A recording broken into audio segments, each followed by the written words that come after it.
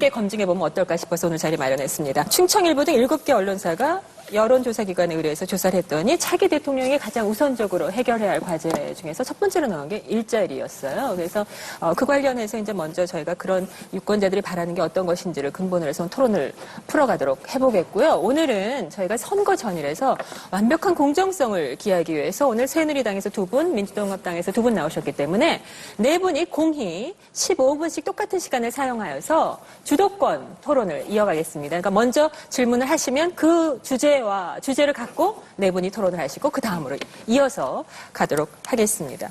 일자리 창출과 관련해서 TV 토론에서도 각 후보들이 열심히 설명을 했습니다. 오늘 이제 또 여러분들에서 보충으로 많이 해주실 이야기가 있을 것 같아요. 박근혜 후보의 경우에는 줄여서 말하면 일자리 정책 방향이 늘지오였고요. 문재인 후보의 경우에는 만나봐입니다. 그래서 뭐 이런 것과 관련해서도 말씀이 나오실 것 같은데 먼저 은수미 의원부터 시작하실까요? 네, 주도권 토론.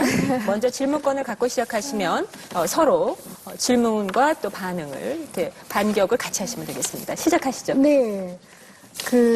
유준석 선생님 얘기하고는 좀 다르게 지난 토론에서 저희 문재인 후보는 정말 품위 있는 디테일이었다고 생각을 합니다. 사실 트윗에서 그렇게 올랐고요.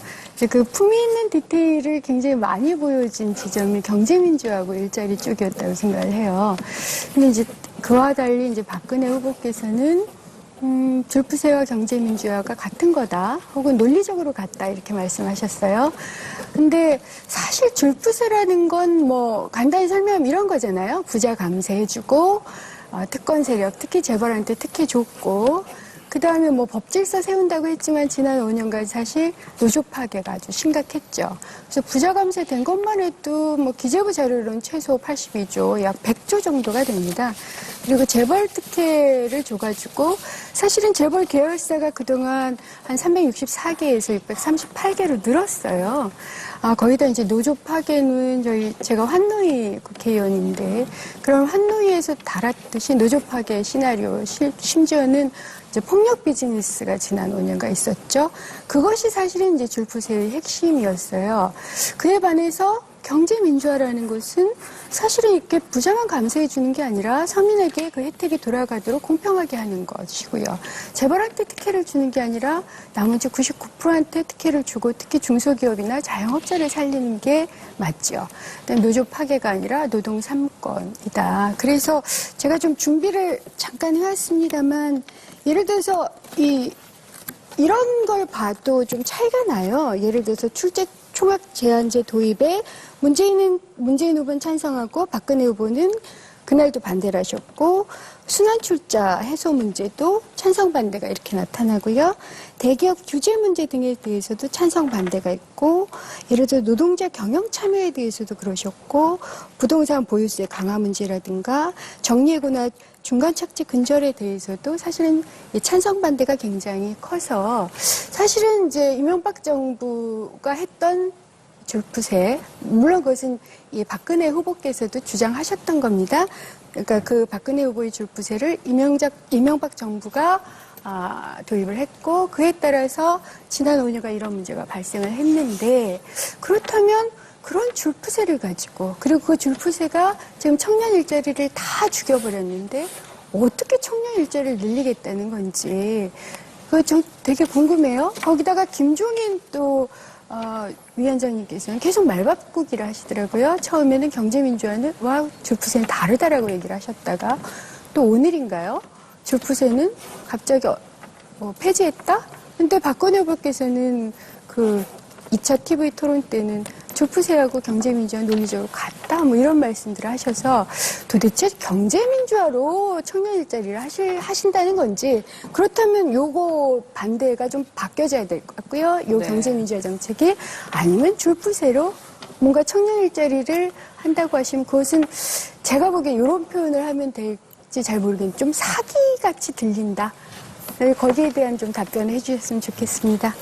결국 지금 저는 이게 시대정신의 차이라고 보고, 과거에 만약에 그런 식의 비판에서 자유에 오려면은, 과연 민주통합당이, 여기 장경태 님도 그 당시에 참여하셨다고 하지만은, 대선 공약을 내세우면서 과연 성장률 목표치나 이런 면에서 지금의 시대 정신과 맞는 공약을 제시했었는지 그때 다른 상황 인식을 하고 있었는지가 굉장히 중요한데 지금 보면은 잠깐만요. 지금 보면은 그 당시 가장 놀라운 게 747에 맞먹게 정동영 후보가 제시한 게 6% 성장 공약이었고요. 문국현 후보가 제시한 게 8% 성장 공약이었습니다. 그 시대 정신에 부분에 대해서 맞춰가면 저희들은 충분히 반성을 했어요. 네, 근데 그러니까 그런 새누리당은 점에서 반성을 안 하고 공약 있기 때문에 전환을 하는 것은 질문하는 거죠. 가능하다 보고요. 지금 감세 정책에 대해서도 얘기하셨는데 감세의 온기가 완전 저소득층이나 아니면은 소외계층에게 전달되는 과정에서 이명박 정부 잘못한 부분이 있을지 모르겠지만은 아까 은수미 위원님처럼 말씀하신 것처럼 감세 자체를 1%나 99%냐를 가르는 그런 부자 감세라는 용어를 사용하는 것 자체에선 어느 정도 거부감이 있는 것이 한마디 여쭤볼게요. 감세가 됐으면 부자입니까 그러면? 감세. 아니 부자 감세죠. 그러니까 예를 들어 일정한 소득 수준 이상에 은수미 대해서 의원님의 종부세를 해주겠다고 했는데 안 했잖아요. 그러니까 은수미 의원님 지금 말씀하신 거대로 은수미 의원님의 소득세는 증가했습니까? 감소했습니까? 저는 증가했어요. 어떻게 증가했죠? 제 소득세요? 저희 소득세는 비슷했던 것 같아요. 2% 감소했습니다. 그럼 은수미 의원님 부자라는 얘기인가요? 제가요? 네. 제 소득세가 감소했다고요? 2%씩 일로 내렸기 때문에. 아니요, 그렇지 않았어요. 왜냐하면 전 종부세 대상도 아니었고요.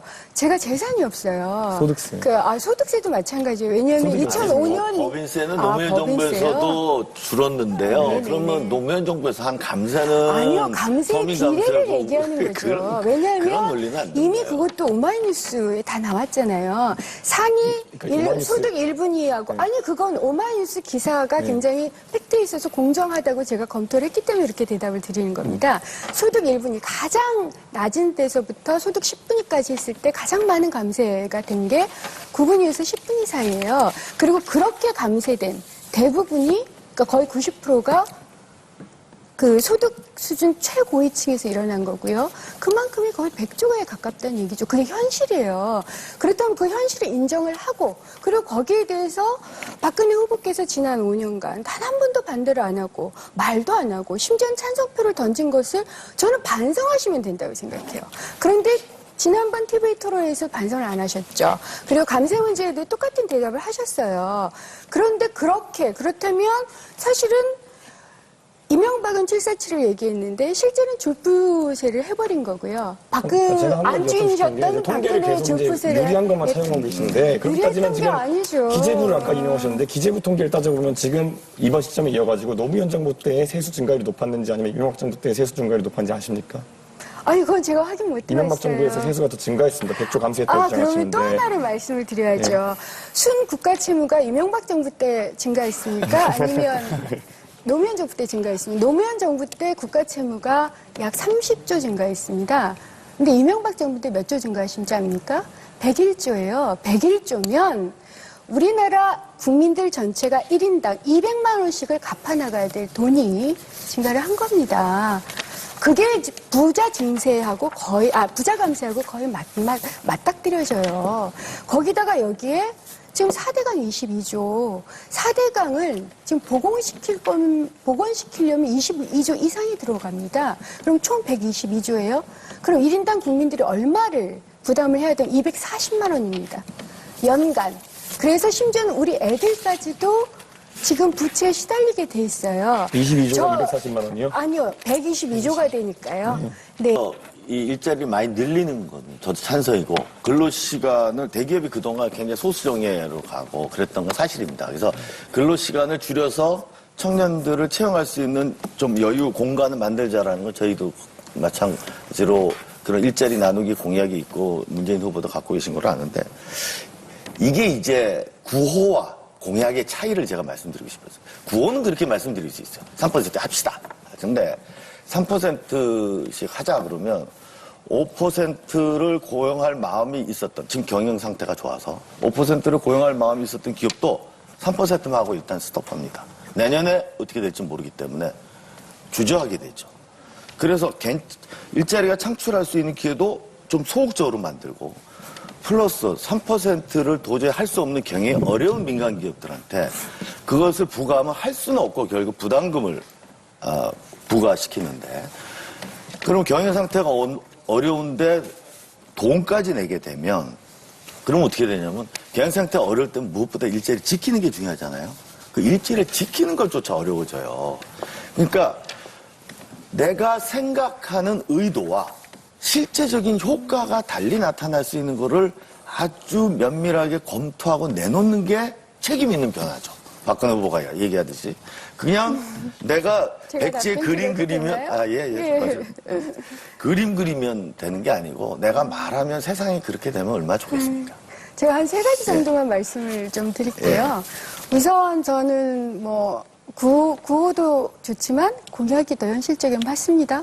좀 구호도 좀 좋아야 된다고 생각을 해요. 그래서 제가 좀 이 말씀을 드리면 창조경제라는 전 구호는 참 좀 못 만든 게 아닌가. 현재 시대 정신으로. 왜냐하면 이종훈 의원님도 아시잖아요. 창조 컨설팅이라는 업체가 창조라는 이 단어를 가지고 노조파괴를 해버렸어요. 그래서 이게 요즘 창조 컨설팅이라고 하면 그러니까 일을 하시는 분들이 파괴 컨설팅이다 얘기를 해요. 그래서 저는 창조 경제도 자칫 이런 맥락에서 파괴 경제라고 혹여 오해될 소지가 있는데 전 장명은 좀 잘못하셨다 이렇게 생각을 하고요. 두 번째로 아까 왜 청년들이 잘 믿지를 않을까. 이건 저는 우리 시대에 굉장히 아픈, 그리고 전 민주당도 여기에 자유롭지 않다고 생각해요. 청년들이 정치와 정부를 믿지 않습니다. 왜 안철수가 나타났을까요? 안철수 후보가 혹은 안철수 현상이. 청년들이 불신하기 때문에 그래요. 청년들이 그렇게 말씀을 하세요. 우리가 그렇게 아프다고 소리를 쳤다. 5년, 10년 동안 무지하게 아프다고 소리를 쳤는데 너희들 정치인들, 정당들, 정부는 무슨 반응을 했냐? 안 하지 않았니? 그리고 너희들도 사실 1%하고 결탁한 거 아니야? 민주당 너희들도 마찬가지잖아. 이런 얘기를 많이 하십니다. 특히 청년고용 의무 할당제 같은 경우는 정부와 정치의 역할이 굉장히 중요해요. 아주 일관되고 집요하게 해야 되거든요. 근데 지금까지 청년들이 봐온 정부와 정치는 사실 그렇게 일관되고 집요하지 못했습니다. 그러다 보니까 여전히 불신이 많고 그게 가능하겠어? 라고 하는 거죠. 그래서 저희가 아예 다른 정부, 정말 다른 능력, 제가 품위 있는 디테일이라고 문재인 후보에 대해서 말씀드리는 게 정말 품위 있지만 아주 디테일한 정책으로 세상을 바꿔보겠다. 청년 일자리 생태계를 바꿔보겠다라고 얘기를 하는 거죠. 그렇지만 그것은 좀 시간이 필요하잖아요. 그러니까 이 불신을 신뢰로 바꾸는 것은 시간이 필요할 것이기 때문에 저는 이제 곧바로 될 거고요. 세 번째로 이게 주도권 토론은 사실 먼저 질문하신 분들이 그 시간을 이렇게 잘 쓰실 수 있는 건데 시간을 많이 못 쓰셨나요? 글쎄요? 좀 마지막으로 한마디 더 해야 되는데 먼저 좀 하실까요? 이 의원께서 양해를 해주시면 됩니다. 하세요. 그다음에 이제 이제 민간 부분에서 어떻게 확대할 건가. 왜냐하면 새누리당에서도 공공부분 청년 고용 의무 할당제는 동의를 하셨어요. 그래서 합의를 봤고요. 그래서 이제 국회를 통과할 거라고 생각하는데 민간 부분에까지 확대하는 건 굉장히 반대를 하시더라고요. 그걸 어떻게 할 거냐. 법으로 강제할 수 있느냐서부터 시작해서 조달 재원이 한 200조 됩니다. 그 입찰 과정에서 청년 고용 의무 할당제를 지키는 기업들, 그다음에 중견기업들한테 무조건 인센티브를 줄 겁니다. 이것이 가장 중요한 아마 지렛대가 될 거라고 생각합니다. 네. 그 창조경제하고 창조 컨설팅 연결시키시는 건 정말 이 정치에 대시더니 많이 참 더 이상 말씀 안 드리겠고요.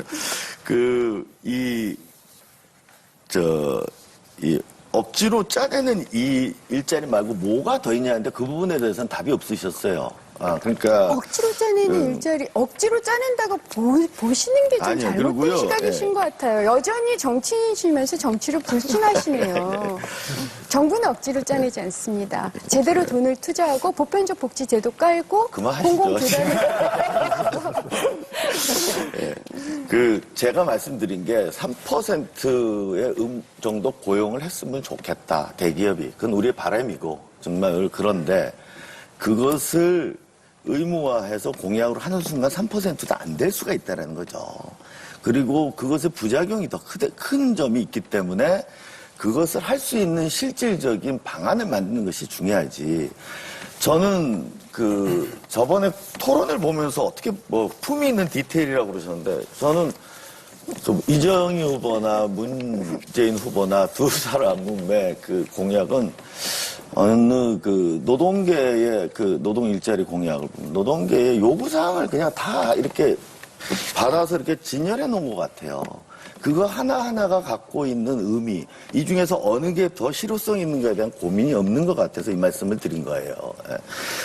그리고 공공부문에서는 이게 가능할지 모르지만 민간 부문은 어렵다는 게 공공부문 몇 개 안 되고 정부가 그 기업의 견해 사항을 잘 압니다. 그래서 은 의원님도 잘 아시겠지만 공공부문에서는 의무 고용을 하되 구조조정이 필요해서 이 의무 고용을 달성할 수 없는 그 공기업에 대해서는 그 의무를 부여하지 않기로 했어요. 그렇잖아요. 근데 민간 부문 대기업이 수요가 많은데 그럼 민간 부문인데 그 기업의 경영 상태를 다 어떻게 알아요?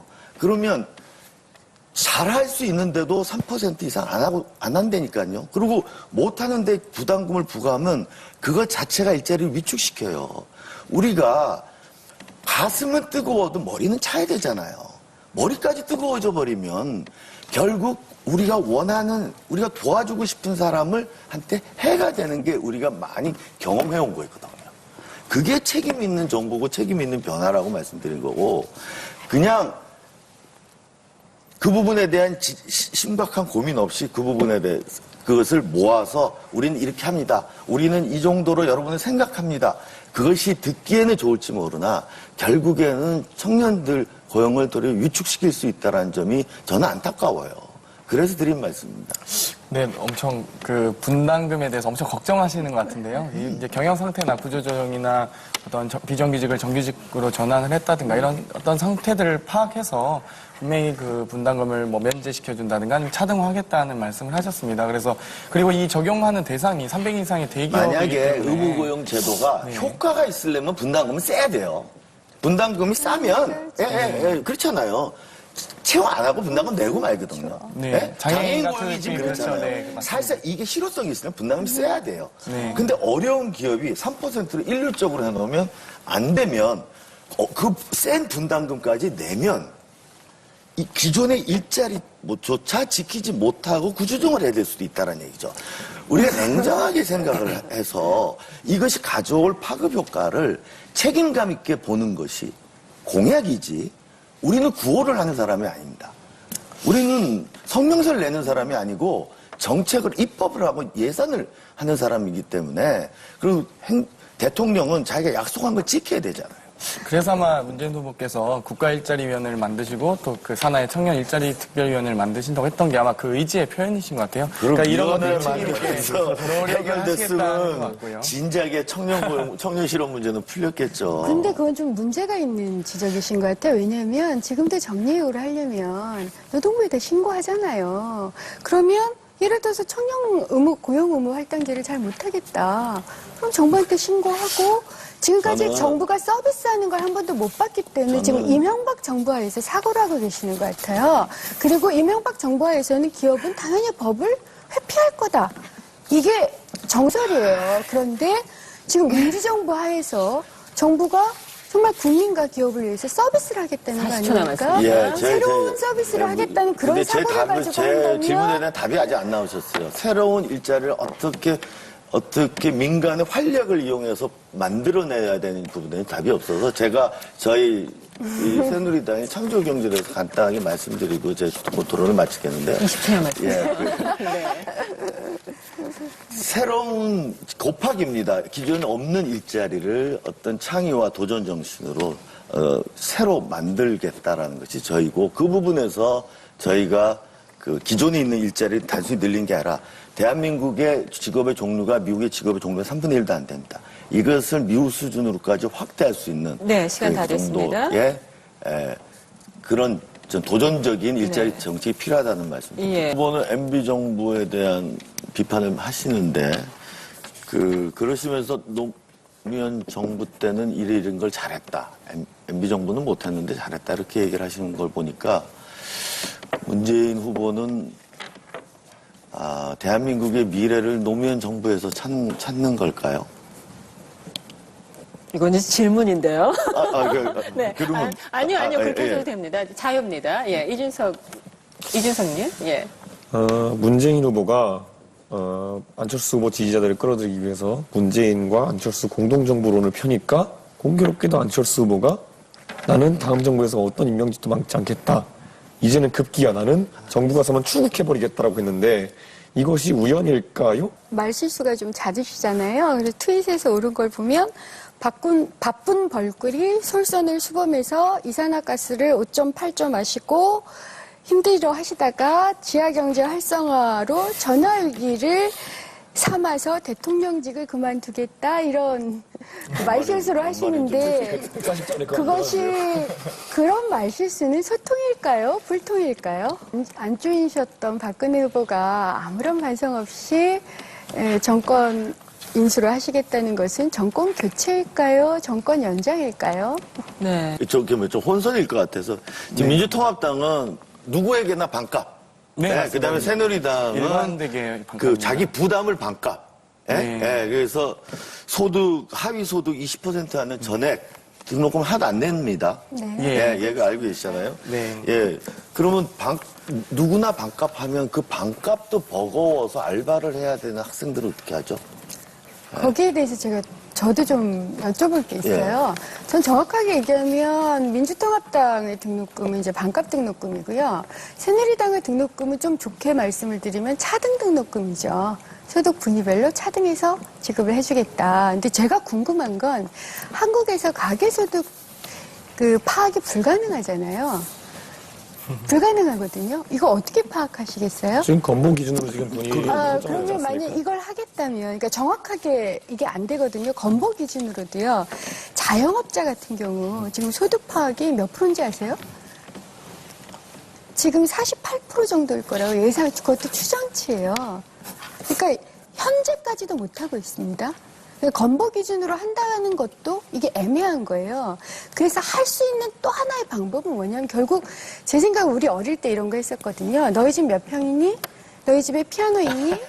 너희 가계소득 얼마니라고 적어내게 하고 그래서 소득 파악한 다음에 하는 거죠. 이게 낙인 효과거든요. 어떻게 소득을 가구 소득을 정확하게 파악하느냐의 문제는 굉장히 복잡한 문제고 그거는 또 보완을 해야 될 문제라고 근데 소득 분위별로 본질을 얘기를 하신다면서요. 지금은 할 필요가 아니, 있을 것 같아요. 현실성을 공약의 현실성을 그렇게 따지시는 분이 소득을 파악을 못 하는데 소득 분위별로 주겠다? 이거 거기다가 액수를 얼마가 드는지 계산해 보신 적 있으세요?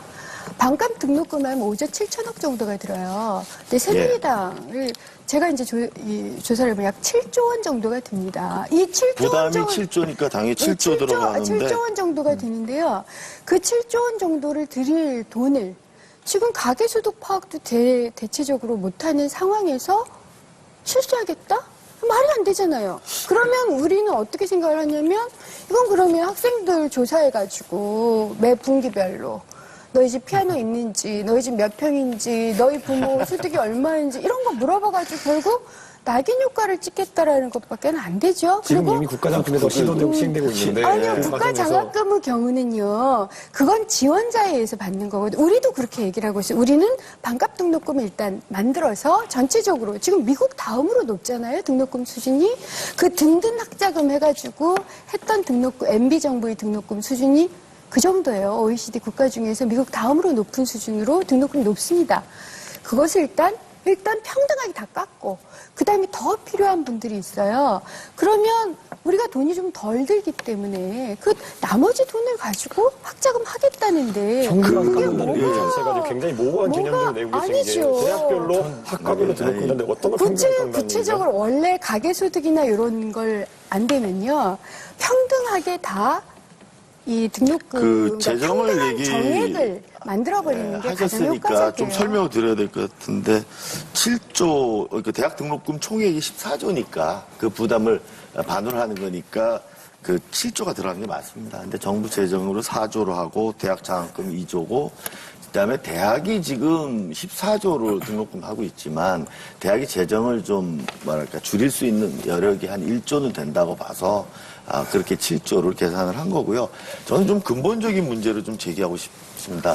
저는 이 국회의원이 되기 전에 교수를 했는데 제일 가슴 아팠던 것이 우리 학생들이 잘 사는 집 친구들은 등록금 걱정 하나도 안 하고 아르바이트도 안 하고 수업 듣고 나머지 시간은 학원 가서 열심히 공부해서 토익 성적이 900점이 넘어요.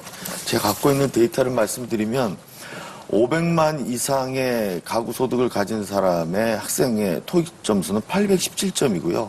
200만 이하 소득 수준은 750점이에요. 그리고 해외 어학 연수 참가 비율이 200만 미만은 15.7%밖에 안 되는데요. 500만 이상이 31.4%입니다. 그래서 제가 대학 사회 자체가 공정한 경쟁을 하는 사회가 아니다. 그리고 취업 준비에도 부익부 빈익빈이 있다. 이 문제를 그래서 제가 어느 신문에 컬럼도 썼습니다. 근데 지금 등록금 부담이 아주 어려운 사람한테는 전액을 없게 하고 이렇게 차등적으로 되어야만 진짜 공정한 게임이 되거든요.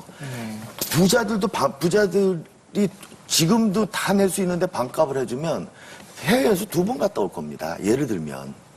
아니. 그리고 여전히 아주 어려운 사람들은, 어려운 학생들은 반값 등록금을 해도 알바를 계속해야 될 거예요. 이 문제를 어떻게 풀겠어요? 근데 근본적인 문제에 대한 질문 대답을 계속 안 하세요. 아니 누구나 다 부담을 줄이겠다라는 건 부담 같아요. 사회보험료를 납부를 하고 그다음에 국세청 자료가 있기 때문에 가구 소득을 지금 파악할 수 있는 것이 굉장히 많이 된 것으로 알고 있습니다. 제가 그것을 제가 부분에 말씀을 대해서 드렸잖아요. 지금 가계소득을 정확하게 파악할 방법이 없다. 만약 있다고 하면 그건 확인을 해주셔야 돼요. 특히 자영업자 같은 경우는 약 48%, 그것도 추정치예요. 그 다음에 재산소득이 파악이 안 되고 있습니다. 특히 건보의 문제가 그거잖아요. 누가 그렇게 얘기를 하시더라고요. 정몽구하고 자기하고 건보료가 같다. 그 정도로 파악이 안 되고 있어요. 그러니까 저는 새누리당이나 민주통합당이나 반값 등록금에 대해 그 정신에 대해서 공유를 하는데 현실성 있는 대책이 뭐냐라고 질문을 드리는 거예요. 특히 가구 소득이 파악이 안 되는데 이거 어떻게 파악하시겠냐. 혹여 잘못 실제 실시를 하려면 학생들한테 다 지금 재산 확인해야 되는데 이거 안 하실 자신 있냐 이런 질문하고 있는 건데 불가능하다고 전제로 하시고 말씀하시는데 제가 알기로는 국세청과 사회보험료 자료로 가구 소득을 어떻게 아주 몇십만 원까지 정확하게 파악이 되지 않겠지만 그 소득의 상대적 소득 비율은 충분히 구분할 정도로는 파악이 되는 걸로 한국 알고 지하 경제가 몇 프로인지 아세요? 그러니까 물론 박근혜 후보께서는 지하경제를 활성화시키겠다고 하셨지만 한국은 지하경제가 20에서 25% 정도 될 거라고 추정을 하고 있습니다. 그러면 그만큼의 소득이 파악이 안 되는 거잖아요. 그러니까 보편적 복지 방향성에 동의하시는 건지 아니면은 현실성에 있어가지고 그렇죠. 그것이 이루어지지 않는다는 그건 별개의 문제거든요. 아니 이건 보편적 복지는 아니죠? 그런 복지제도나 아니면 예를 들어 기초생활수급자제도 같은 경우에도 그런 가변성이 있거든요. 그런 가변성을 인정하지 않으시는 건가요? 아니 기초생활수급제도는요 보편적 복지제도가 다른 거죠. 그건 복지제도의 취지를 모르시는 거고요. 이 반값 등록금은 전체 가구를 대상으로 하는 거예요. 적어도 대학생이 있는 가구 전체를. 근데 그걸 파악이 되느냐? 제가 얘기를 했잖아요. 지하경제 20에서 25%다. 자영업자 추정치가 한 48%다. 가계소득 지금 기초생활수급자 판정할 때 그 소득 자료가 공정하지 않다고 생각하시는 거예요? 아니요. 기초수급자 문제가 뭐가 되면 낙인 효과라고 얘기를 하잖아요. 네, 그러니까 그게 지금 아까 의원님이 그 소득 산정을 얘기하셨기 때문에 보고를 하거든요. 네. 그러니까 제가 여쭤봤잖아요. 학생들한테 보고하게 하겠느냐. 매 분기별로 아까는 소득 산정이 현실적으로 안 되는데 아니 소득 산정이 현실적으로 안 된다는 건 다른 우리나라의 선별적 복지 제도에 있어서는 소득 산정이 제대로 안 되고 있고 그 제도가 그 잘못 때문에 폐지되어야 된다고 생각하시는 거예요? 아니요. 지금 제 얘기를 잘못 이해하시는 거예요. 그러니까 산정할 수 있는 방법이 하나 있다고 이미 가르쳐 드렸잖아요. 보고를 받으면 돼요. 학생들한테. 가르쳐 주시는 예, 기초생활수급자처럼 그것도 자기가 보고를 하는 거예요. 그렇기 때문에 낙인 효과라는 얘기가 있는 겁니다. 자기 수급 상태를 자기가 보고를 해야 돼요. 그러면 대학생들한테도 그걸 요구하시겠느냐라고 제가 질문을 드린 거죠. 낙인 효과에 대해서 어떻게 결국 이것도 선별적 복지냐 아니면 보편적 복지냐의 얘기로 다시 돌아올 것 같은데요. 지금 우선 첫 번째로 새누리당이 반값 등록금을 실현하지 않았다라고 민주당이 구호로 주장하는 것은 어느 정도 좀 문제가 있는 것이 사실 반값으로 부담을 줄이겠다는 거는 어떻게 보면은 어떤 즉각적인 인스턴트한 그런 정책이 아니라 결국 정책적 목표입니다. 예를 들어 민주통합당에서 과거에 노무현 대통령 시절에 일자리 260만 개 창출하겠다고 했다가 그것을 창출하지 못하고 그것을 일부분만 창출했다고 해서 그 취지를 높이 평가하지 않는 건 아닙니다. 그와 마찬가지로 새누리당에서도 결국 2014년까지 50% 수준에 해당하는 등록금 혜택을 주겠다는 것이 지금 현재 사실이고요. 그리고 지금 현재 22%에서 25%, 많게 추구하는 곳에서는 32%까지 이명박 대통령 정권 하에서 이뤄냈다는 것이 중론이기 때문에 공약은 뭐 거짓말인 것처럼 이렇게 얘기하는 것 자체도 약간 어느 정도 무리가 있다는 것을 먼저 말하고 가겠습니다. 그리고 아까 계속 그 얘기를 이어나가고 싶은 게 그 소득 산출이 어렵다는 말 때문에 지금 그렇다면 우리나라에 많은 소득 기준을 바탕으로 한 많은 복지제도가 있습니다. 그것을 드롭해야 된다고 생각하는 것인지 저는 윤석열 이렇게 질문하고 싶고, 만약에 그 대안이 있다면은 낙인 효과를 배제하고 다른 대안이 있는지 한번 얘기해 보고 싶습니다. 네. 이제 소득 파악은 굉장히 중요한 문제입니다. 그것은 국가의 능력을 보여주는 거예요. 그래서 사실은 모든 나라가 다 그 지하경제를 없애려고 하죠. 지하경제를 활성화시키려는 생각이 없고 지하경제를 없애려고 그래요. 저희는 양성하겠다고 하는 거고, 그걸 아니요. 지하경제를 양성하는 게 아니죠. 네. 그것은 지하경제를 없애야 되는 겁니다. 즉 모두가 다 소득이 있는 곳에 납세가 있는 방식이 혹은 지하경제 양성화가요. 네. 지하경제 저는 왜 이렇게 그런 말씀을 하셔가지고 후보께서 잘못 읽도록 말씀하세요. 그냥 지하경제 없애겠다라고 얘기를 하면 돼요. 그래서 예를 들어서 누가 돈을 이윤을 얻든 합종 거기에 세금을 물리는 방식이어야 되고, 그 다음에 소득이 낮은 사람은 소득을 지원을 해줘야죠. 이게 이제 보편적으로 행정체계가 돼야 됩니다. 한국이 아직 그게 안 되는 거죠. 심지어는 동의하신다고 이해하시는 거죠? 아니요. 그래서 저는 양성화라는 아까 말을 좀 잘못 쓰신 것 같아요. 그걸 자칫 잘못하면 활성화로 읽히고, 저는 지하경제는 없애야 된다고 생각을 합니다. 그래서 이제 그 말은 그렇고요. 그다음에 보편복지 얘기하는데 아니요. 그 소득 파악에 있어서 가장 중요한 문제는 사실은 정부가 의지를 가지고 행정력을 동원을 해야죠. 그리고 사실 그런 여러 가지 제도를 만들어야 됩니다. 지금 민주통합당에서 얘기하는 것처럼 심지어는 임대 문제까지도 사실 등록제를 실현을 해야 되고요. 간이가세 문제도 해결을 해야 되는 방식으로 일단 정부가 체계적으로 행정력을 동원을 해야 되고, 그 전까지 어떻게 하느냐 그러면 이때 이제 정액의 형태로, 사실은 반값 등록금 같은 거 일종의 정액의 형태로 평등하게 부과를 해주는 겁니다. 그리고 보완적으로 사실은 낙인 효과가 있기 때문에 최소화하면서, 그런 낙인 효과를 최소화하면서 더 필요한 부분들, 그리고 필요한 분들도 보고를 하시거든요. 그런 분들에 대해서 아주 부차적으로 좀 더 지원을 해주는 이런 방식이 체계적이죠. 그냥 구체적인 사례를 짚어보자면, 예를 들어 지금 대기업 같은 경우에, 대기업 자녀의 경우 같은 경우에 등록금 지원이 이루어지고 있지 않습니까? 이미 어느 정도 전액까지도.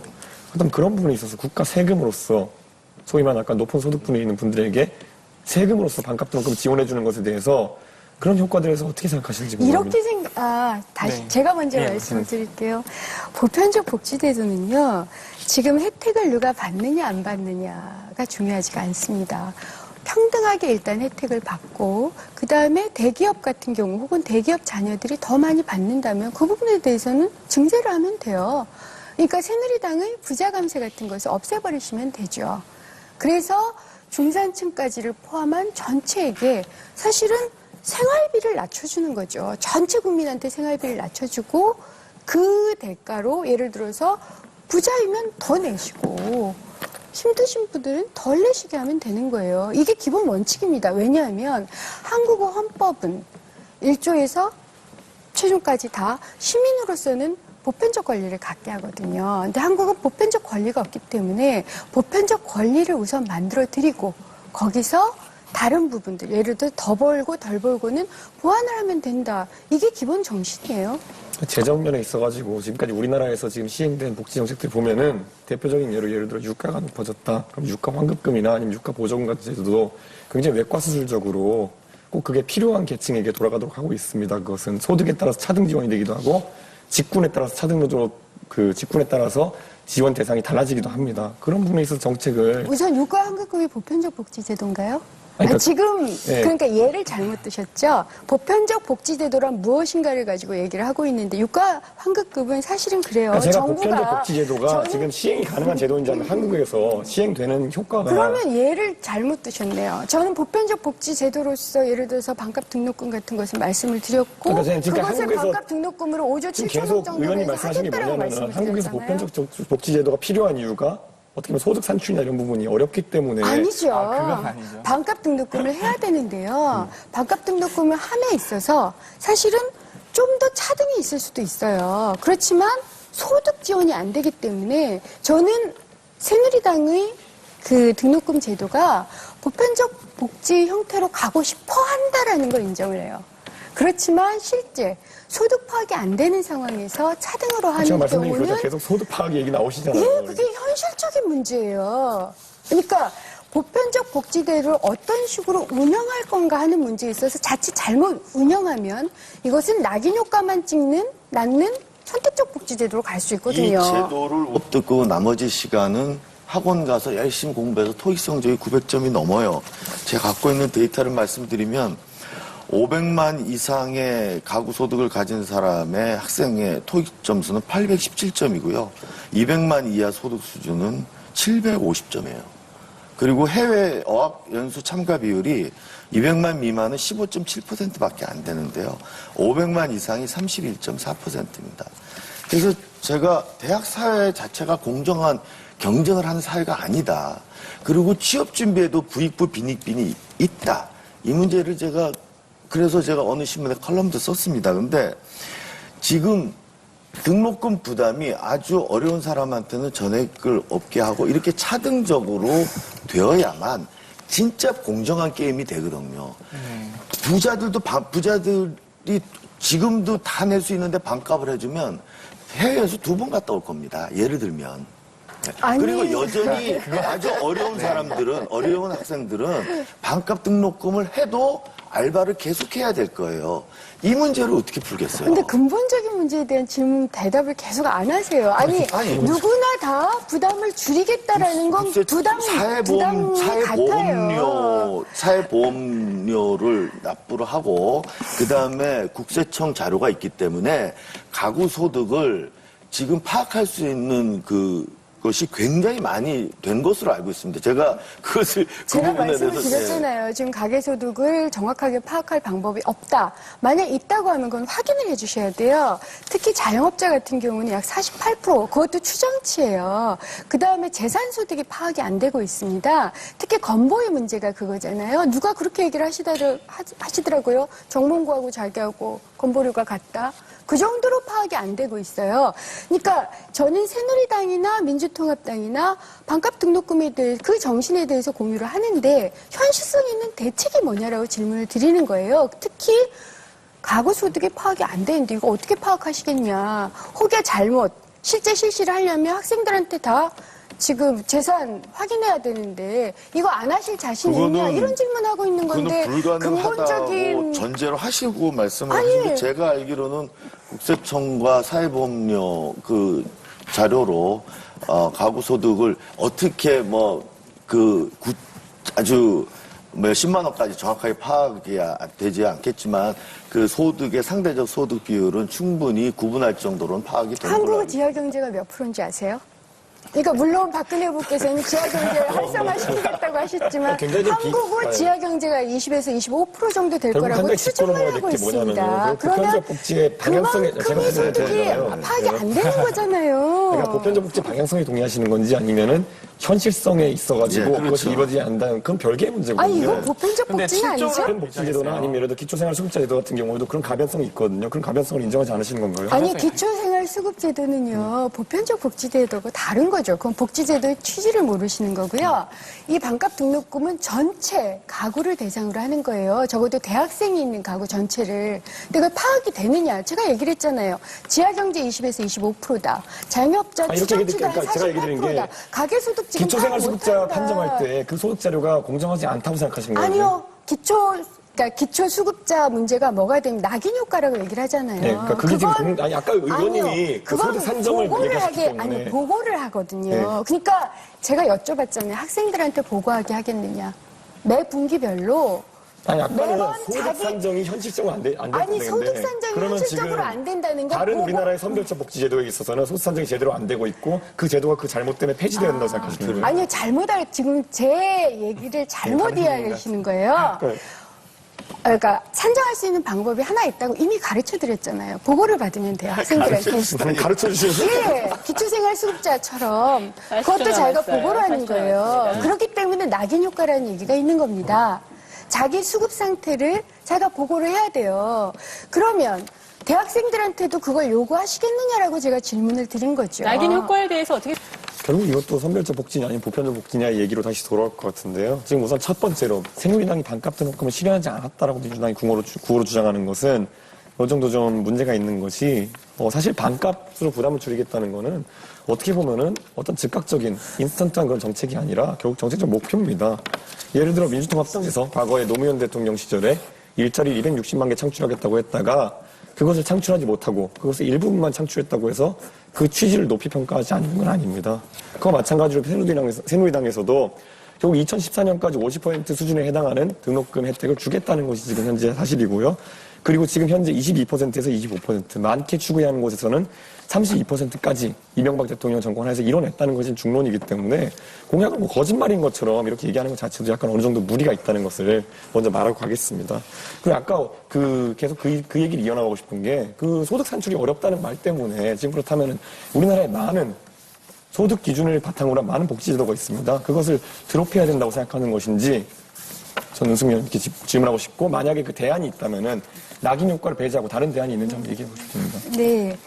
이제 소득 파악은 굉장히 중요한 문제입니다. 그것은 국가의 능력을 보여주는 거예요.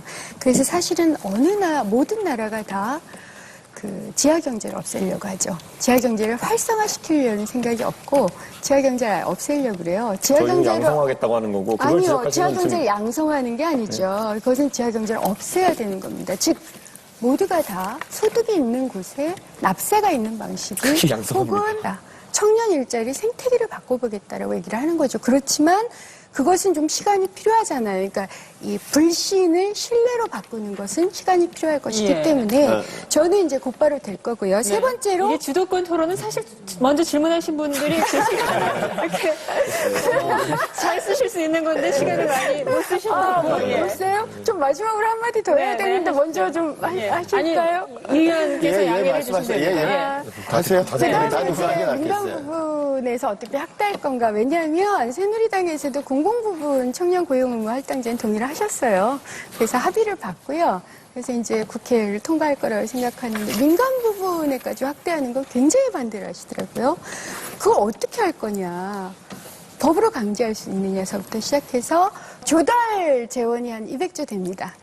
그 입찰 과정에서 청년 고용 의무 할당제를 지키는 기업들, 그다음에 중견기업들한테 무조건 인센티브를 줄 겁니다. 이것이 가장 중요한 아마 지렛대가 될 거라고 생각합니다. 네. 그 창조경제하고 창조컨설팅 연결시키신 거는 정말 이 정치 대신하니 많이 참 더 이상 말씀 안 드리겠고요. 억지로 짜내는 이 일자리 말고 뭐가 더 있냐는데 그 부분에 대해서는 답이 없으셨어요. 그러니까 억지로 짜내는 일자리, 억지로 짜낸다고 보시는 게 좀 아니요, 잘못된 그리고요, 시각이신 예. 것 같아요. 여전히 정치인이시면서 정치를 불신하시네요. 정부는 억지로 짜내지 않습니다. 제대로 돈을 투자하고 보편적 복지 제도 깔고 그만하시죠. 공공조달을 제가 말씀드린 게 3%의 정도 고용을 했으면 좋겠다. 대기업이. 그건 우리의 바람이고 정말 그런데 그것을 의무화해서 공약으로 하는 순간 3%도 안 될 수가 있다는 거죠. 그리고 그것의 부작용이 더 큰 점이 있기 때문에 그것을 할 수 있는 실질적인 방안을 만드는 것이 중요하지. 저는 저번에 토론을 보면서 어떻게 품위 있는 디테일이라고 그러셨는데 저는 이정희 후보나 문재인 후보나 두 사람의 그 공약은 어느 노동계의 노동 일자리 공약을 보면 노동계의 요구사항을 그냥 다 이렇게 받아서 이렇게 진열해 놓은 것 같아요. 그거 하나하나가 갖고 있는 의미, 이 중에서 어느 게 더 실효성 있는가에 대한 고민이 없는 것 같아서 이 말씀을 드린 거예요. 그리고 공공부문에서는 이게 할지 모르지만 민간 부문은 어렵다는 게 공공부문 몇 개 안 되고 정부가 그 기업의 경영 상황을 잘 압니다. 그래서 은 의원님도 잘 아시겠지만 공공부문에서는 의무 고용을 하되 구조조정이 필요해서 이 의무 고용을 달성할 수 없는 그 공기업에 대해서는 그 의무를 부여하지 않기로 했어요. 그렇잖아요. 근데 민간 부문 대기업이 수가 많은데 그럼 민간 부문인데 그 기업의 경영 상태를 다 어떻게 알아요? 그러면 잘할 수 있는데도 3% 이상 안 한다니까요. 그리고 못하는데 부담금을 부과하면 그것 자체가 일자리를 위축시켜요. 우리가 가슴은 뜨거워도 머리는 차야 되잖아요. 머리까지 뜨거워져 버리면 결국 우리가 우리가 도와주고 싶은 사람을 한테 해가 되는 게 우리가 많이 경험해 온 거거든요. 그게 책임 있는 정보고 책임 있는 변화라고 말씀드린 거고, 그냥 그 부분에 대한 심각한 고민 없이 그 부분에 대해서 그것을 모아서 우리는 이렇게 합니다. 우리는 이 정도로 여러분을 생각합니다. 그것이 듣기에는 좋을지 모르나 결국에는 청년들 고용을 도리어 위축시킬 수 있다는 점이 저는 안타까워요. 그래서 드린 말씀입니다. 네, 엄청 그 분담금에 대해서 엄청 걱정하시는 것 같은데요. 이제 경영 상태나 구조조정이나 어떤 비정규직을 정규직으로 전환을 했다든가 이런 어떤 상태들을 파악해서 분명히 그 분담금을 뭐 면제시켜준다든가 아니면 차등화하겠다는 말씀을 하셨습니다. 그리고 이 적용하는 대상이 300인 이상의 대기업이기 만약에 때문에 의무고용 제도가 효과가 있으려면 분담금은 세야 돼요. 분담금이 싸면 그렇잖아요. 채용 안 하고 분담금 내고 말거든요. 네. 장애인 같은 고용이 지금 그렇죠. 그렇잖아요. 네, 맞습니다. 사실상 이게 실효성이 있으면 분담금이 세야 돼요. 네. 근데 어려운 기업이 3%를 일률적으로 해놓으면 안 되면 그 센 분담금까지 내면 이 기존의 일자리 조차 지키지 못하고 구조조정을 해야 될 수도 있다는 얘기죠. 우리가 냉정하게 생각을 해서 이것이 가져올 파급 효과를 책임감 있게 보는 것이 공약이지, 우리는 구호를 하는 사람이 아닙니다. 우리는 성명서를 내는 사람이 아니고 정책을 입법을 하고 예산을 하는 사람이기 때문에, 그리고 대통령은 자기가 약속한 걸 지켜야 되잖아요. 그래서 아마 문재인 후보께서 국가일자리위원회를 만드시고 또 그 산하의 청년 일자리 특별위원회를 만드신다고 했던 게 아마 그 의지의 표현이신 것 같아요. 그러니까 이런 것들을 것들 책임 있게 만들어서 들어오려고 하시겠다는 것 해결됐으면 같고요. 진작에 청년 실업 문제는 풀렸겠죠. 근데 그건 좀 문제가 있는 지적이신 것 같아요. 왜냐하면 지금도 정리해고를 하려면 노동부에다 신고하잖아요. 그러면 예를 들어서 청년 고용 의무 할당제를 잘 못하겠다.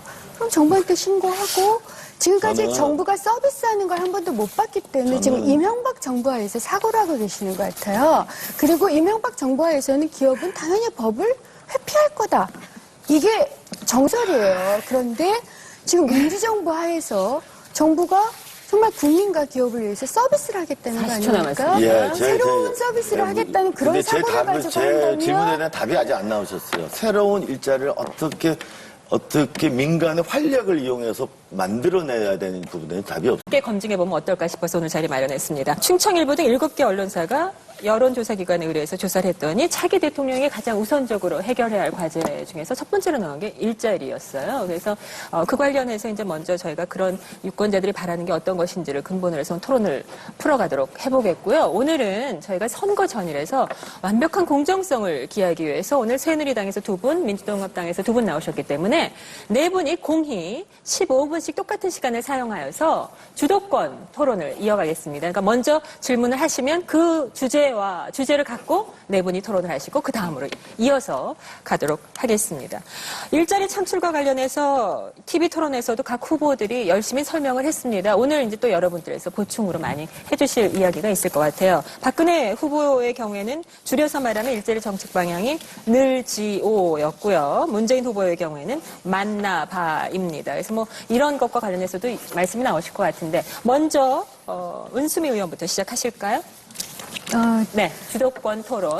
먼저 질문권을 갖고 시작하시면 서로 질문과 또 반응을 이렇게 반격을 같이 하시면 되겠습니다. 시작하시죠. 네. 유준석 선생님 얘기하고는 좀 다르게 지난 토론에서 저희 문재인 후보는 정말 품위 있는 디테일이었다고 생각을 합니다. 사실 트윗에서 그렇게 올랐고요. 이제 그 품위 있는 디테일을 굉장히 많이 보여진 지점이 경제민주하고 일자리 쪽이었다고 생각을 해요. 근데 이제 그와 달리 이제 박근혜 후보께서는 줄푸세와 경제민주화가 같은 거다, 혹은 논리적으로 같다, 이렇게 말씀하셨어요. 근데 사실 줄푸세라는 건 뭐 간단히 설명하면 이런 거잖아요. 부자 감세해주고, 특권 세력, 특히 재벌한테 특혜 줬고, 그 다음에 뭐 법질서 세운다고 했지만 지난 5년간 사실 노조 파괴가 아주 심각했죠. 그래서 부자 감세된 것만 해도 뭐 기재부 자료로는 최소 82조, 약 100조 정도가 됩니다. 그리고 재벌 특혜를 줘가지고 사실은 재벌 계열사가 그동안 한 364개에서 638개로 늘었어요. 거기다 이제 노조 파괴는 제가 환노위 국회의원인데, 그럼 환노위에서 달았듯이 노조 파괴 시나리오, 심지어는 이제 폭력 비즈니스가 지난 5년간 있었죠. 그것이 사실은 이제 줄푸세의 핵심이었어요. 그에 반해서 경제 민주화라는 것은 사실은 이렇게 부자만 감세해 주는 게 아니라 서민에게 그 혜택이 돌아가도록 공평하게 하는 것이고요. 재벌한테 특혜를 주는 게 아니라 나머지 99%한테 특혜를 주고 특히 중소기업이나 자영업자를 살리는 게 맞죠. 노조 파괴가 아니라 노동 3권이다. 그래서 제가 좀 준비를 잠깐 해왔습니다만, 예를 들어서 이런 걸 봐도 좀 차이가 나요. 예를 들어서 출제 총학 제한제 도입에 문재인 후보는 찬성하고 박근혜 후보는 그날도 반대를 하셨고, 순환출자 해소 문제도 찬성 반대가 이렇게 나타나고요.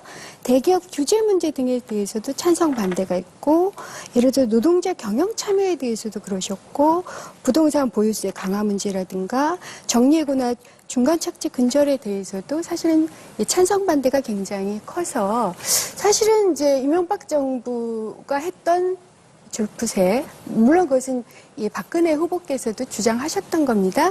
그러니까 그 박근혜 후보의 줄푸세를 이명박 정부가 도입을 했고, 그에 따라서 지난 5년간 이런 문제가 발생을 했는데, 그렇다면 그런 줄푸세를 가지고, 그리고 그 줄푸세가 지금 청년 일자리를 다 죽여버렸는데 어떻게 청년 일자리를 늘리겠다는 건지 그거 좀 되게 궁금해요. 거기다가 김종인 또 위원장님께서는 계속 말바꾸기를 하시더라고요. 처음에는 경제민주화는 줄푸세는 다르다라고 얘기를 하셨다가, 또 오늘인가요?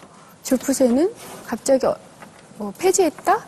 근데 박근혜 후보께서는 그 2차 TV 토론 때는 줄푸세하고 경제민주화 논리적으로 같다, 뭐 이런 말씀들을 하셔서 도대체 경제민주화로 청년 일자리를 하신다는 건지, 그렇다면 요거 반대가 좀 바뀌어져야 될 것 같고요. 요 네. 경제민주화 정책이, 아니면 줄푸세로 뭔가 청년 일자리를 한다고 하시면 그것은 제가 보기엔 이런 표현을 하면 될지 잘 모르겠는데 좀 사기같이 들린다. 거기에 대한 좀 답변을 해주셨으면 좋겠습니다. 결국 지금 저는 이게 시대 정신의 차이라고 보고, 과거에 만약에 그런 식의 비판에서 자유에 오려면은 과연 민주통합당이, 여기 장경태 님도 그 당시에 참여하셨다고 하지만은 대선 공약을 내세우면서 과연 성장률 목표치나 이런 면에서 지금의 시대 정신과 맞는 공약을 제시했었는지, 그때 다른 상황 인식을 하고 있었는지가 굉장히 중요한데, 지금 보면은 잠깐만요. 지금 보면은 그 당시 가장 놀라운 게 747에 맞먹게 정동영 후보가 제시한 게 6% 성장 공약이었고요. 문국현 후보가 제시한 게 8% 성장 공약이었습니다. 그 시대 정신에 부분에 대해서 맞춰가면 저희들은 충분히 반성을 했어요. 네, 근데 그런 새누리당은 점에서 반성을 안 하고 공약 있기 때문에 전환을 하는 것은 질문하는 거죠. 가능하다 보고요. 지금 감세 정책에 대해서도 얘기하셨는데, 감세의 온기가 완전 저소득층이나 아니면은 소외계층에게 전달되는 과정에서 이명박 정부 잘못한 부분이 있을지 모르겠지만은, 아까 은수미 위원님처럼 말씀하신 것처럼 감세 자체를 1%냐 99%냐를 가르는 그런 부자 감세라는 용어를 사용하는 것 자체에선 어느 정도 거부감이 있는 것이, 한마디 여쭤볼게요. 감세가 됐으면 부자입니까, 그러면? 감세. 아니, 부자 감세죠. 그러니까 예를 들어 일정한 소득 수준 이상에 은수미 대해서 의원님의 종부세를 해주겠다고 했는데 안 했잖아요. 그러니까 은수미 의원님 지금 말씀하신 거 들으면 은수미 의원님의 소득세는 증가했습니까, 감소했습니까? 저는 증가했어요. 어떻게 증가했죠? 제 소득세요? 제 소득세는 비슷했던 것 같아요. 2% 감소했습니다. 그럼 은수미 의원님 부자란 얘기인가요? 제가요? 네. 제 소득세가 감소했다고요? 2%씩 일로 내렸기 때문에. 아니요, 그렇지 않았어요. 왜냐하면 전 종부세 대상도 아니었고요. 제가 재산이 없어요. 소득세. 소득세도 마찬가지예요. 왜냐하면 2005년 법인세는 노무현 정부에서도 줄었는데요. 네네네. 그러면 노무현 정부에서 한 감세는 아니요, 감세 서민 비례를 감세고 얘기하는 거죠. 그런 왜냐하면 논리는 안 이미 된대요. 그것도 오마이뉴스에 다 나왔잖아요. 상위 그러니까 오마이뉴스- 소득 1분위하고 아니 그건 오마이뉴스 기사가 굉장히 팩트에 있어서 공정하다고 제가 검토를 했기 때문에 이렇게 대답을 드리는 겁니다. 소득 1분위 가장 낮은 데서부터 소득 10분위까지 했을 때 가장 많은 감세가 된 게 9분위에서 10분위 사이예요. 그리고 그렇게 감세된 대부분이 그러니까 거의 90%가 그 소득 수준 최고위층에서 일어난 거고요. 그만큼이 거의 100조에 가깝다는 얘기죠. 그게 현실이에요. 그렇다면 그 현실을 인정을 하고 그리고 거기에 대해서 박근혜 후보께서 지난 5년간 단 한 번도 반대를 안 하고 말도 안 하고 심지어는 찬성표를 던진 것을 저는 반성하시면 된다고 생각해요. 그런데 지난번 TV 토론에서 반성을 안 하셨죠. 그리고 감세 문제에도 똑같은 대답을 하셨어요. 그런데 그렇다면 사실은 이명박은 747을 얘기했는데 실제는 줄부세를 해버린 거고요. 제가 한번 안주인이셨던 통계를 박근혜 계속 이제 줄부세를 유리한 것만 사용하고 계신데 그렇게 따지면 유리했던 게 지금 아니죠. 기재부를 아까 인용하셨는데 기재부 통계를 따져보면 지금 이번 시점에 이어가지고 노무현 정부 때의 세수 증가율이 높았는지 아니면 이명박 정부 때의 세수 증가율이 높았는지 아십니까? 아니 그건 제가 확인 못 이명박 해봤어요. 정부에서 세수가 더 증가했습니다. 100조 감세했다고 그러면 주장하시는데 또 하나를 말씀을 드려야죠. 순 국가 채무가 이명박 정부 때 증가했습니까? 아니면 노무현 정부 때 증가했습니다. 노무현 정부 때 국가 채무가 약 30조 증가했습니다. 근데 이명박 정부 때 몇 조 증가하신지 압니까? 101조예요. 101조면 우리나라 국민들 전체가 1인당 200만 원씩을 갚아나가야 될 돈이 증가를 한 겁니다. 그게 부자 증세하고 부자 감세하고 거의 맞닥뜨려져요. 거기다가 여기에 지금 4대강 22조, 4대강을 지금 복원시키려면 22조 이상이 들어갑니다. 그럼 총 122조예요? 그럼 1인당 국민들이 얼마를 부담을 해야 되면 240만 원입니다. 연간. 그래서 심지어는 우리 애들까지도 지금 부채에 시달리게 돼 있어요. 22조가 240만 원이요? 아니요. 122조가 되니까요. 네. 이 일자리를 많이 늘리는 건 저도 찬성이고 근로시간을 대기업이 그동안 굉장히 소수정예로 가고 그랬던 건 사실입니다. 그래서 근로시간을 줄여서 청년들을 채용할 수 있는 좀 여유 공간을 만들자라는 건 저희도 마찬가지로 그런 일자리 나누기 공약이 있고 문재인 후보도 갖고 계신 걸로 아는데 이게 이제 구호와 공약의 차이를 제가 말씀드리고 싶었어요. 구호는 그렇게 말씀드릴 수 있어요. 3% 합시다. 근데 3%씩 하자 그러면 5%를 고용할 마음이 있었던 지금 경영 상태가 좋아서 5%를 고용할 마음이 있었던 기업도 3%만 하고 일단 스톱합니다. 내년에 어떻게 될지 모르기 때문에 주저하게 되죠. 그래서 일자리가 창출할 수 있는 기회도 좀 소극적으로 만들고 플러스 3%를 도저히 할 수 없는 경영이 어려운 민간 기업들한테 그것을 부과하면 할 수는 없고 결국 부담금을 부과시키는데 그럼 경영 상태가 어려운데 돈까지 내게 되면 그럼 어떻게 되냐면 경영 상태가 어려울 때는 무엇보다 일자리 지키는 게 중요하잖아요. 그 일자리를 지키는 것조차 어려워져요. 그러니까 내가 생각하는 의도와 실제적인 효과가 달리 나타날 수 있는 거를 아주 면밀하게 검토하고 내놓는 게 책임 있는 변화죠. 박근혜 후보가 얘기하듯이. 그냥 내가 백지에 그림 그리면, 맞아요. 그림 그리면 되는 게 아니고 내가 말하면 세상이 그렇게 되면 얼마나 좋겠습니까? 제가 한 3가지 정도만 말씀을 좀 드릴게요. 우선 저는 구호도 좋지만 공약이 더 현실적이면 맞습니다. 좀 구호도 좀 좋아야 된다고 생각을 해요. 그래서 제가 좀 이 말씀을 드리면 창조경제라는 전 구호는 참 잘 좀 못 만든 게 아닌가. 현재 시대 정신으로. 왜냐하면 이종훈 의원님도 아시잖아요. 창조 컨설팅이라는 업체가 창조라는 이 단어를 가지고 노조파괴를 해버렸어요. 그래서 이게 요즘 창조 컨설팅이라고 하면 그러니까 일을 하시는 분들이 그 파괴 컨설팅이다 얘기를 해요. 그래서 저는 창조 경제도 자칫 이런 맥락에서 파괴 경제라고 혹여 오해될 소지가 있는데 전 장명은 좀 잘못하셨다 이렇게 생각을 하고요. 두 번째로 아까 왜 청년들이 잘 믿지를 않을까. 이건 저는 우리 시대에 굉장히 아픈, 그리고 전 민주당도 여기에 자유롭지 않다고 생각해요. 청년들이 정치와 정부를 믿지 않습니다. 왜 안철수가 나타났을까요? 안철수 후보가 혹은 안철수 현상이. 청년들이 불신하기 때문에 그래요. 청년들이 그렇게 말씀을 하세요. 우리가 그렇게 아프다고 소리를 쳤다. 5년, 10년 동안 무지하게 아프다고 소리를 쳤는데 너희들 정치인들, 정당들, 정부는 무슨 반응을 했냐? 안 하지 않았니? 그리고 너희들도 사실 1%하고 결탁한 거 아니야? 민주당 너희들도 마찬가지잖아. 이런 얘기를 많이 하십니다. 특히 청년고용 의무 할당제 같은 경우는 정부와 정치의 역할이 굉장히 중요해요. 아주 일관되고 집요하게 해야 되거든요. 근데 지금까지 청년들이 봐온 정부와 정치는 사실 그렇게 일관되고 집요하지 못했습니다. 그러다 보니까 여전히 불신이 많고 그게 가능하겠어? 라고 하는 거죠. 그래서 저희가 아예 다른 정부, 정말 다른 능력, 제가 품위 있는 디테일이라고 문재인 후보에 대해서 말씀드리는 게 정말 품위 있지만 아주 디테일한 정책으로 세상을 바꿔보겠다. 그래서 제가 저희 이 새누리당의 창조경제에 대해서 간단하게 말씀드리고 제 토론을 마치겠는데 20초나 말씀. 예. 새로운 곱하기입니다. 기존에 없는 일자리를 어떤 창의와 도전 정신으로 새로 만들겠다라는 것이 저희고 그 부분에서 저희가 그 기존에 있는 일자리를 단순히 늘린 게 아니라 대한민국의 직업의 종류가 미국의 직업의 종류가 3분의 1도 안 된다. 이것을 미국 수준으로까지 확대할 수 있는 네, 시간 다 됐습니다. 그런 좀 도전적인 일자리 정책이 필요하다는 말씀입니다. 예. 후보는 MB 정부에 대한 비판을 하시는데 그러시면서 노무현 정부 때는 이런 걸 잘했다. MB 정부는 못했는데 잘했다. 이렇게 얘기를 하시는 걸 보니까 문재인 후보는 대한민국의 미래를 노무현 정부에서 찾는 걸까요? 이거는 질문인데요. 네. 그러면 아니요, 그렇게 해도 됩니다. 자유입니다. 예, 이준석님, 예. 문재인 후보가 안철수 후보 지지자들을 끌어들이기 위해서 문재인과 안철수 공동정부론을 펴니까 공교롭게도 안철수 후보가 나는 다음 정부에서 어떤 임명직도 많지 않겠다.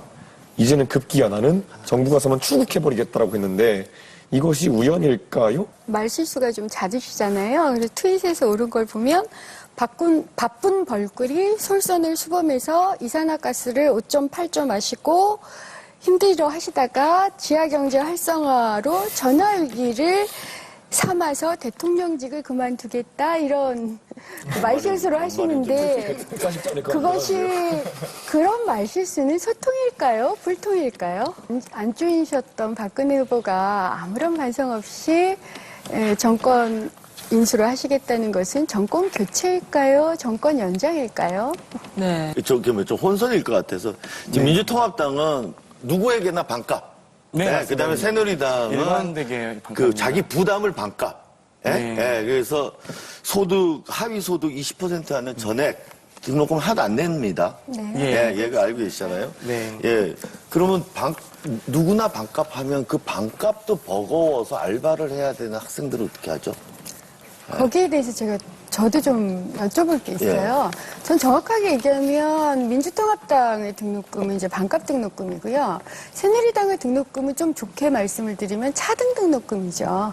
소득 분위별로 차등해서 지급을 해주겠다. 근데 제가 궁금한 건 한국에서 가계소득 파악이 불가능하잖아요. 불가능하거든요. 이거 어떻게 파악하시겠어요? 지금 건보 기준으로 지금 돈이 그러면 만약 이걸 하겠다면, 그러니까 정확하게 이게 안 되거든요. 건보 기준으로도요. 자영업자 같은 경우 지금 소득 파악이 몇 프로인지 아세요? 지금 48% 정도일 거라고 예상, 그것도 추정치예요. 그러니까 현재까지도 못하고 있습니다. 건보 기준으로 한다는 것도 이게 애매한 거예요. 그래서 할 수 있는 또 하나의 방법은 뭐냐면 결국 제 생각은 우리 어릴 때 이런 거 했었거든요. 너희 집 몇 평이니? 너희 집에 피아노 있니?